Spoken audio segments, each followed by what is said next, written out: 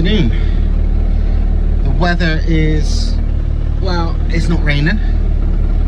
So, I have made a temporary mains power inverter fit the car so I can power my laptop because the laptop battery is shite. I've also added fire extinguisher for extra, you know, not setting on fire type things.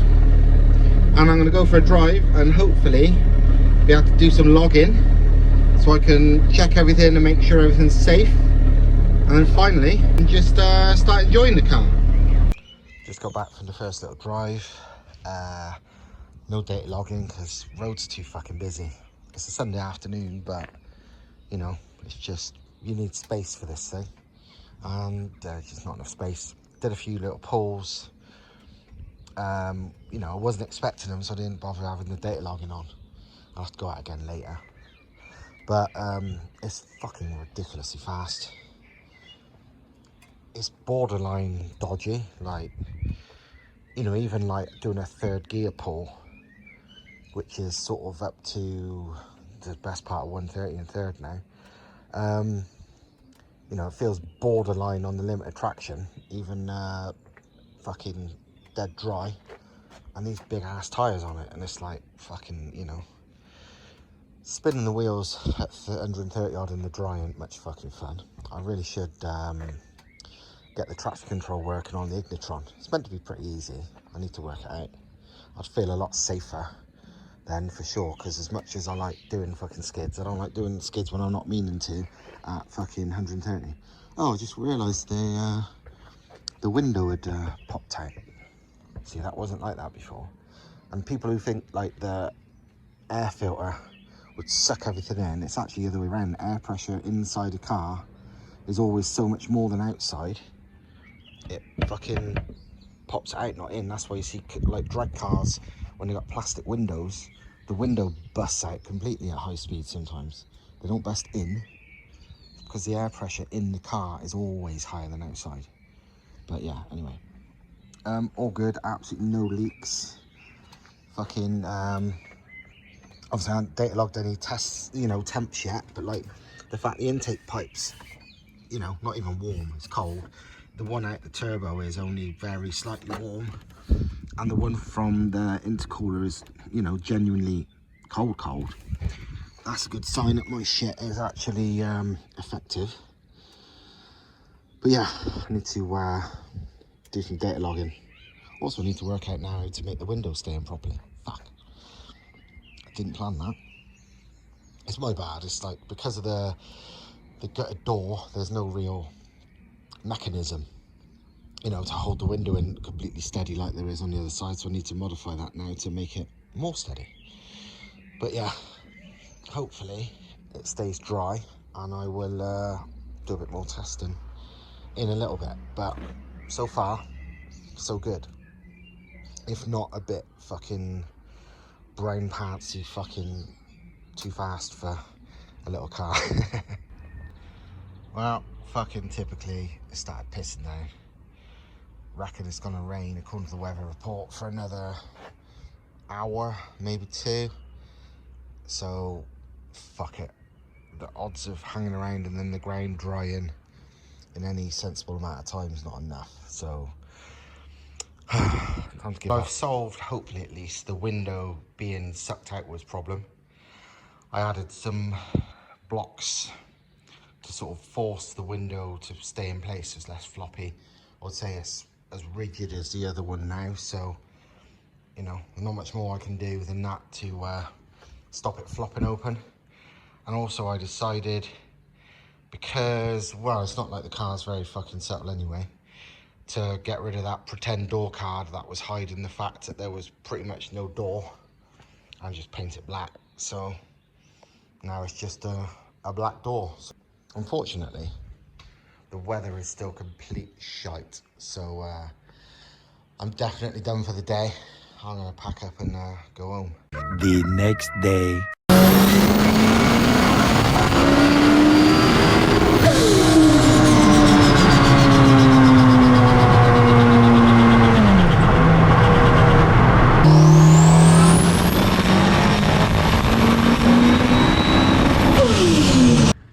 good indication of how fucking steamroller spec the tyres actually are on this thing. It might be a little car, but look at the tyre footprint. Fucking mental. They are proper wide.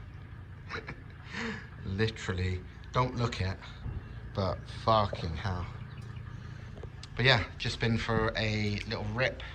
Just did a couple of third gear pulls for the data login, so that should be fine. And yeah, all good by the looks of it. So I am going to go and look at the data logs and also send them to Bill at Badger 5 because he's a lot better with ECU shit than me, and see if he spots anything. I'm going to ask him as well if I can up the rev limiter, or if he can up the rev limiter a bit for me. I think it's at 8 at the moment, and it feels like it needs a bit more because peak power is like 7,700, just under 7,660 or 7,680 or some bullshit. But it just revs out so fast. I end up hitting the limiter. You know, it doesn't feel like I want to change up. It just keeps revving, and it's like, then I hit the limiter. It's like, nah, it could carry on revving. So, you know, if he can up it to say 8.5, I reckon that'd be fine. I'm pretty sure the engine's got no problem with that. So yeah, apart from that, all good. It's crazy how cool everything stays. I mean, the engine bay is fucking roasting, as you would imagine, but like, even the intake pipe is not even warm. The turbo one, yeah, of course that's warm from turbo outlet, but not exactly hot. And this one is genuinely cold. So, and that's after some fucking, you know, serious pull. Until I go through the gears, I won't know if that gearbox is right, you know, ideal or not. It seems okay so far. It don't feel too long yet.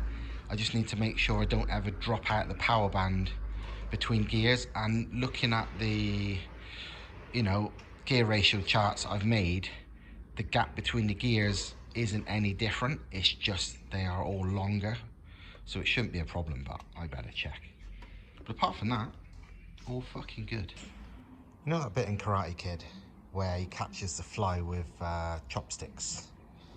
Should have just used my bloody car. Look at it. Literally, all that is the couple of runs to do the data logging last night. That is it. You know, it's hardly done any miles, and it is fucking plastered in it. Flies might have faster reactions than us, but they ain't as fast as a 1.8T MR2 by the looks of it. Fucking hell. Kinda like it dirty though, just a bit more badass. It's not a show car. At least it shows it's being used, not potted about. The next day. This is what happens when your hardtop somehow catches some air under it and rips itself clean off. Luckily, nobody was about, and luckily it didn't land on the carriageway. So I managed to turn around at the next junction and pick it up and take it away. But fuck, next hardtop needs to be attached better. This was on 4 points on the roll cage. One there, one there, one there, and one there, and ripped them all off. Nice. As a lot of you know, hardtops for these are not cheap, so not particularly happy about that, but shit happens. Today, we're driving it with no top on. I don't normally like it, but with a roll cage, it looks fucking badass, so can't complain.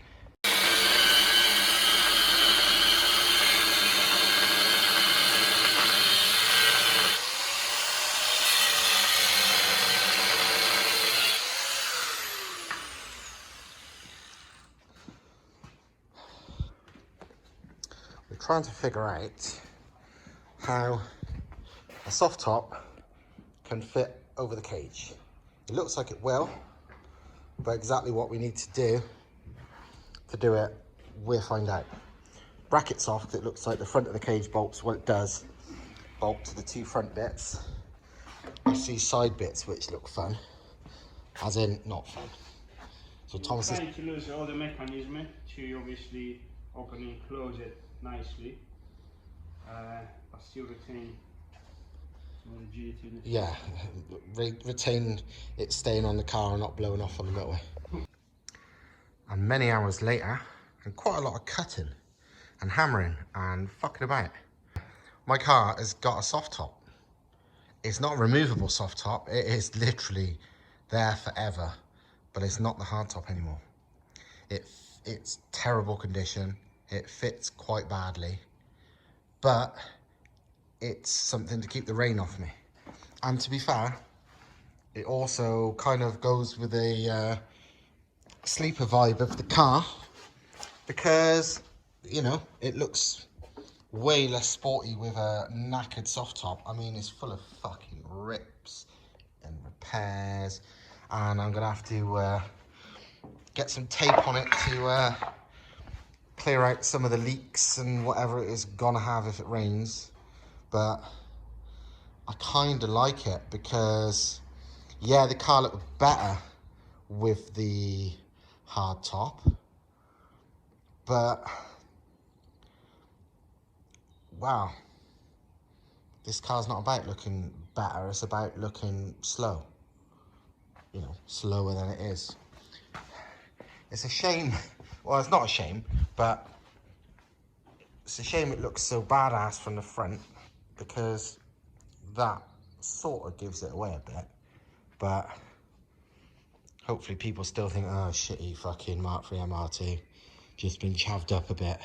I want to give the car a quick spanner check, because maybe it was just my, I don't know, maybe I had a bit of paranoia as soon as I had a fucking roof rip off on me the other day. But when I was driving it, something didn't feel quite right at the back. Felt something almost a bit loose. So I'm going to give all the bolts and everything a good, you know, I'm going to jack it up and spanner check it just to be sure. And then we're done. But yeah, soft top, totally non-removable. It is bolted down. It's not going anywhere. It's probably harder to remove now than the RS standard, and that's a pain. Even though loads has been removed. I mean, yeah, it weighs a lot less than factory. I would go as far as to say it's probably considerably lighter than the hard top now. But yeah, you ain't removing this in a hurry.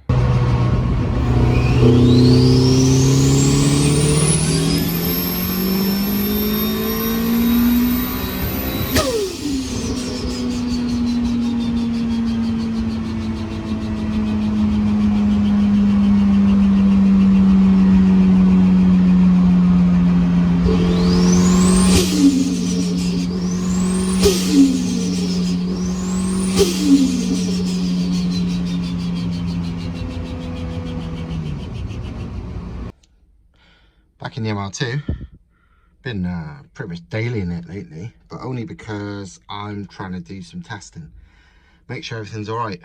I got the not new, but I got the modified map back off Bill at Badger 5 with the rev limit set at 8,500. And last night I went to test it, and either it's not hitting 8.5, or my calculations for gear speed and all that are wrong, because going by my calculations, I could hit 200, because I was using a draggy to do 100 to 200 testing. I could hit that by like just under 8 grand, but going by the draggy, it seemed to be bouncing off the fucking rev limiter, which should be 8.5, by the time you know, just when it's shown it hit 200. So I don't know if there was a delay in the draggy or what, because obviously when I'm going that fast, I'm not looking at the bloody rev count. I'm just concentrating on not crashing. So what I'm going to do now is plug the laptop into data log and actually check what RPM I'm hitting. Apart from that, it's great, it's been faultless. I just need to double check what RPM I'm hitting. Must admit, if it's not hitting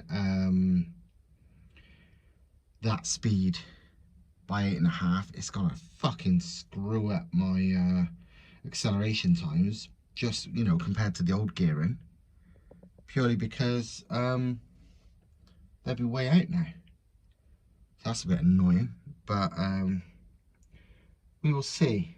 We will see. Hopefully it's really just not hitting 8.5, but I won't know about data logging it. So the only other thing I want to fix is the gear shift. I still don't quite like it on this. I think my gear shift cables are a bit knackered because they seem a bit stiff. Thomas said they feel a bit stiff.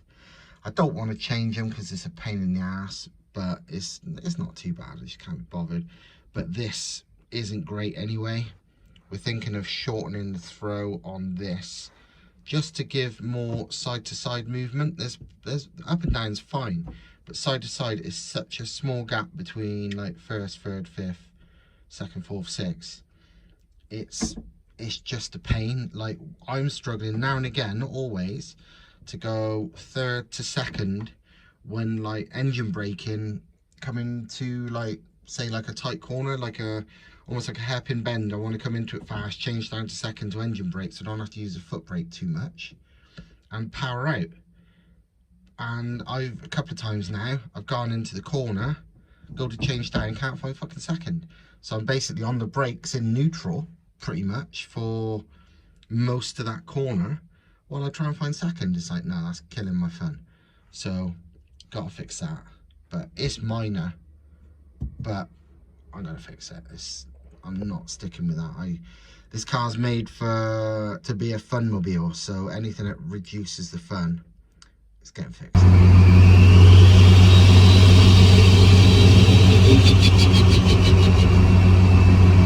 It's a bloody train.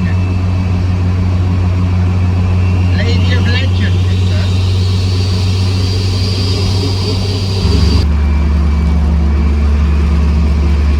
Safe to say we're not getting any action tonight.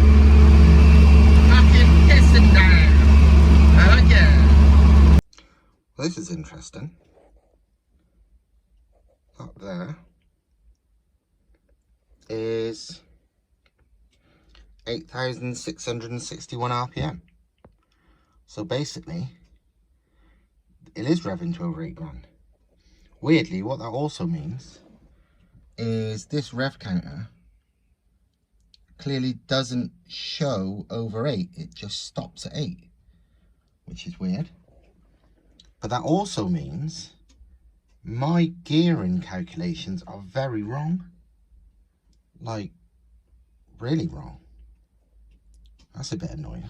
All I can think of is I've got the ratios wrong on the gearbox. So I need to be able to read the code, which is easier said than done. Oh, there it is. It's just there.